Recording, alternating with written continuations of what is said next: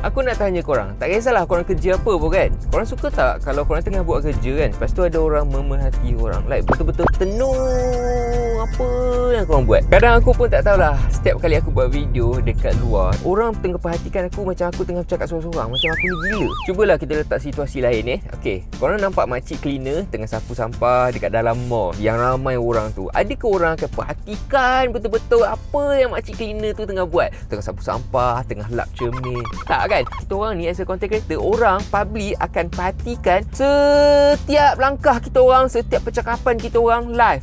Sampai ada yang daripada depan ni perhatikan, sampai ke belakang dah jalan pun dia perhatikan lagi, macam dia ni tengah buat apa ni.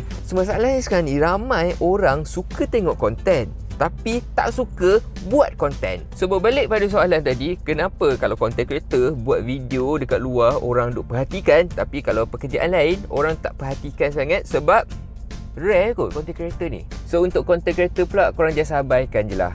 Kau bayangkan kau tengah drive kan, semua pakai kereta yang biasa, kereta common kan, Mercedes, Audi yang paling besar kan, tapi tiba-tiba ada Ferrari datang kat sebelah. Of course lah, orang akan tunjuk ataupun orang akan perhatikan korang kan. Nampak? Baru cakap tadi, tiba ada Ferrari kat situ.